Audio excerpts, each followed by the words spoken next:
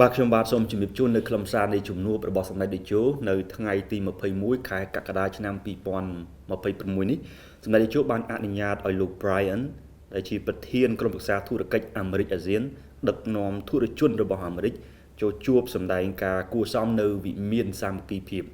ជាខ្លឹមសារដោយសង្ខេបជាកិច្ចចាប់ផ្ដើមសម្ដេចតេជោបានសម្ដែងនៅការស្វាគមន៍ចំពោះលោក Brian ប្រធានក្រុមប្រឹក្សាធុរកិច្ចអាមេរិកអាស៊ានដែលដឹកនាំនៅអ្នកវិនិយោគរបស់អាមេរិកមកទស្សនកិច្ចនៅក្នុងប្រទេសកម្ពុជាក្នុងឱកាសនេះសម្ដេចតេជោបានលើកឡើងថាសម្ដេចជាញឹកញាប់តាំងពីសម្ដេចនៅជានាយករដ្ឋមន្ត្រីមកគឺតែងតែជួបជាមួយនឹងក្រុមប្រឹក្សាធុរកិច្ចរបស់អាស៊ានដែលជជែកទៅលើបញ្ហាសេដ្ឋកិច្ចនិងការវិនិយោគរបស់អាមេរិកនៅក្នុងប្រទេសកម្ពុជាសម្ដេចក៏បានលើកឡើងនៅចំពោះមុខអ្នកវិនិយោគរបស់អាមេរិកដែរថានៅពេលនេះទំហំពាណិជ្ជកម្មរវាងកម្ពុជានិងអាមេរិកកំពុងតែមានការកើនឡើងហើយសម្ដេចសង្ឃឹមថាអ្នកវិនិយោគរបស់អាមេរិកនឹងមករកស៊ីនៅក្នុងប្រទេសកម្ពុជាកាន់តែច្រើនបន្ថែមទៀតនៅក្នុងឱកាសនោះលោក Brian ដែលជាប្រធានក្រុមប្រឹក្សាធុរកិច្ចអាមេរិកអាស៊ានបានសម្ដែងនៅការអរគុណជាអនេកប្រការចំពោះសម្ដេចតេជោដែលបានអនុញ្ញាតឲ្យរូបលោកនិងធុរជនទាំងឡាយមកបានជួបសម្ដែងការគួរសមនៅក្នុងឱកាសនេះលោក Brian បានលើកឡើងថាក្រុមប្រឹក្សាធុរកិច្ចអាមេរិកអាស៊ានគឺមានសមាជិករហូតដល់ទៅ180ក្រុមហ៊ុនកំពុងតែជាសមាជិកហើយ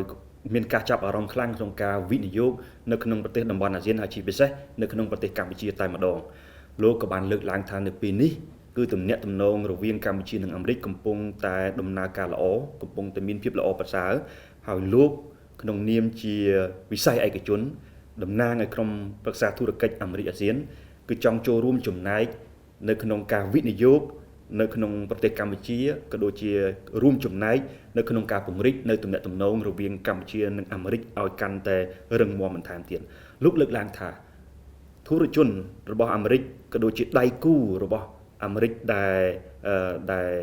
ដៃគូក្រុមហ៊ុនរបស់អាមេរិកដែលមកជួបសម្ដេចតេជោនៅក្នុងពេលនេះគឺដើម្បីស្វែងរកឱកាសនៅក្នុងការវិនិយោគក៏ដូចជាការពង្រីកនៃការវិនិយោគបន្ថែមទៀតនៅក្នុងប្រទេសកម្ពុជាហើយក្រុមហ៊ុនធំដែល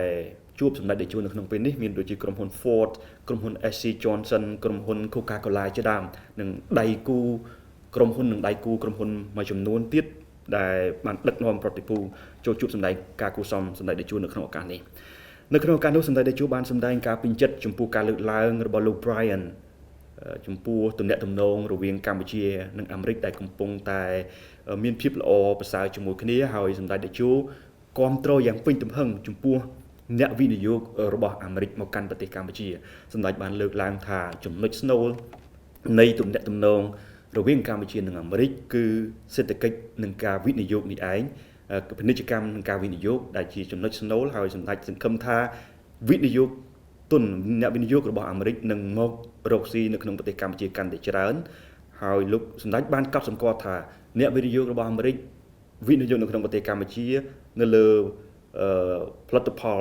ធ្វើដំណើរដូចជារថយន្តហើយនឹងក៏មានផ្នែកសុខុមាលភាពការអប់រំនិងការពង្រឹងនៅផ្នែកបច្ចេកវិទ្យានៅក្នុងប្រទេសកម្ពុជាផងដែរដែលជាចំណុចស្នូលមួយដែលកម្ពុជាចង់បាននៅផ្នែកនវានុវត្តន៍នេះឯង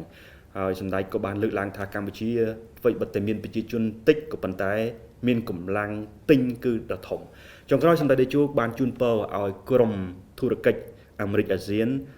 ស្នាក់នៅក្នុងប្រទេសកម្ពុជាដោយផាសុកភាពនិងជោគជ័យនៅក្នុងបេសកកម្មដំណើរទស្សនកិច្ចនេះបាទ